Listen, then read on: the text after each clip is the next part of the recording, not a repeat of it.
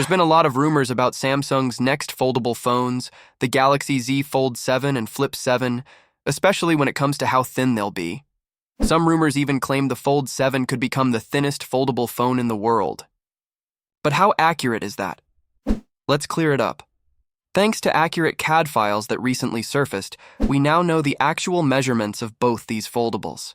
And while they're definitely slimmer than most phones out there, Samsung isn't breaking any world records this time. Starting with the Galaxy Z Fold 7, when it's fully unfolded, it measures 4.54 millimeters thick. Fold it, and it comes in at 9 millimeters. Now that's really slim, but not quite enough to take the top spot.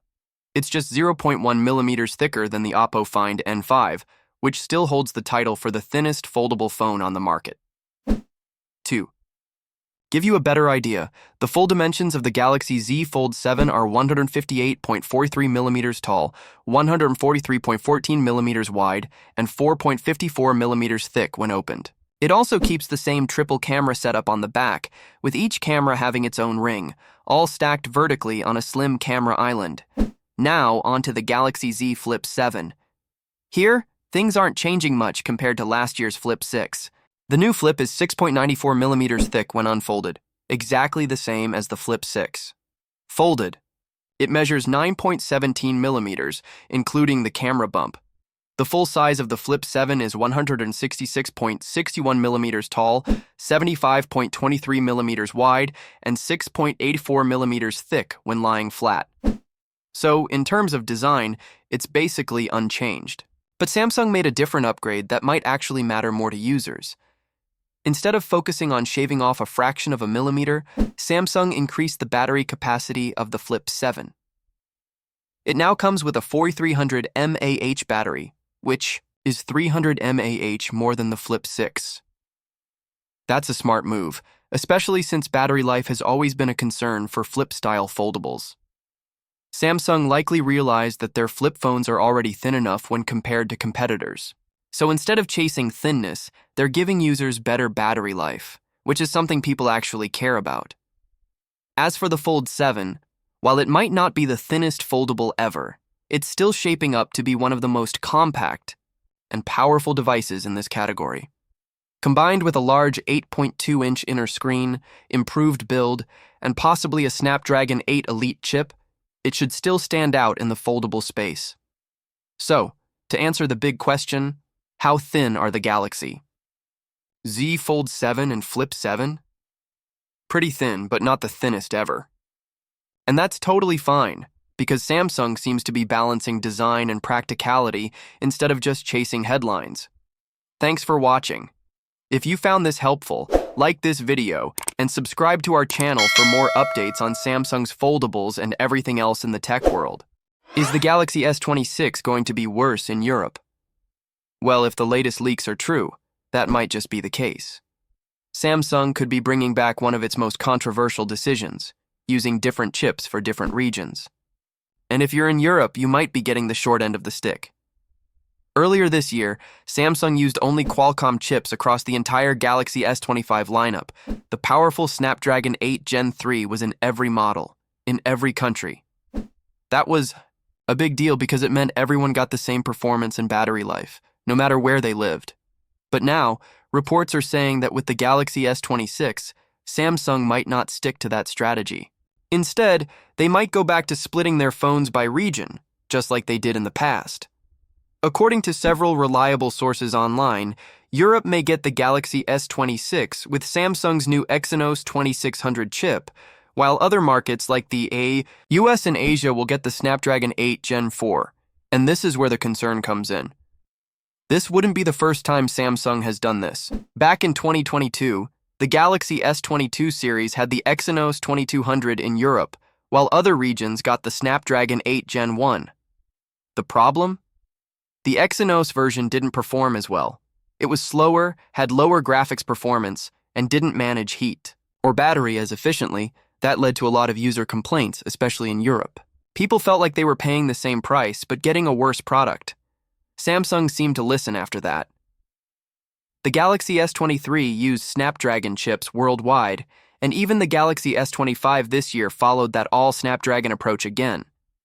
But, now, With the Galaxy S26, it looks like they might split it again. So why is this happening? According to leaks, it might be because of production issues. Samsung is using a new 2-nanometer manufacturing process for the Exynos 2600, and the early production yields are reportedly low. This means they can't make enough chips yet, so they might only use the Exynos version in certain regions, like Europe, where they think they can handle demand better. Now, here's where it gets even more confusing. Some reports say this: chip split may not apply to every S26 model.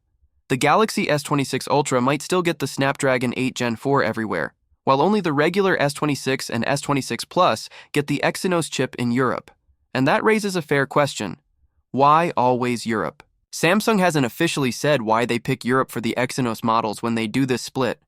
Some think it has to do with cost or supply chain logistics. Others believe it's because the European market is more willing to accept changes. Like this, even if it means slightly lower performance. To be clear, none of this is confirmed by Samsung yet. These are still leaks and rumors, so it's important to take them with a grain of salt. Why is Samsung putting titanium in its new foldable phones? That's the question people are asking after news came out that the upcoming Galaxy Z Fold 7 and Samsung's new trifold phone will use titanium for the backplate. It's not just for looks. There's a solid reason behind this move, and it's all about making foldables thinner and more durable. First, what is the backplate? The backplate is a support part that sits between the foldable screen and the hinge. It doesn't have any gears or moving parts, but it gives structure to the phone and makes sure the foldable display and hinge can work properly. It's a key part of foldable phones, but not something you usually hear much about. So why is titanium being used? Titanium is very strong and lightweight, but it's also harder to process than other metals. Until now, Samsung mostly used carbon, fiber-reinforced plastic CFRP, or stainless steel SOS in the Z Fold series. But with more users asking for thinner and lighter foldable phones, titanium seems like the perfect fit. Samsung already tested this material in the Galaxy Z Fold SE, a slim foldable phone released last year. That phone didn't support the S Pen stylus, so Samsung removed the digitizer, the thin part that allows the phone to detect a stylus. That digitizer alone was about 0.3 millimeters thick per side. Removing it shaved off 0.6 millimeters from the total thickness. As a result, the Galaxy Z Fold SE was 10.6 millimeters thick when folded, compared to 12.1 millimeters for the Z Fold 6. That's a noticeable difference. By combining no digitizer and a titanium backplate, Samsung managed to make its slimmest foldable yet. So now, for the Galaxy Z Fold 7, Samsung seems to be following the same idea. The company is expected to remove the digitizer again, which means no S Pen support. That may disappoint some users, but for others, a thinner and lighter phone is more important. Titanium is not just thinner.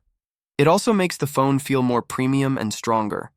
So it's a trade-off between stylus features and a slimmer design. What about future stylus support without a digitizer? It's something Samsung is working on. Other companies like Apple already use styluses with built-in batteries to work without a digitizer. Samsung's display team has been developing similar tech with a company called High Deep, but it looks like it's not ready yet for the Z Fold 7 or the new trifold model. And what about the Galaxy Z Flip 7? That model, Samsung's smaller clamshell style, foldable, will not get the titanium backplate. It will continue using stainless steel, SUS, like before.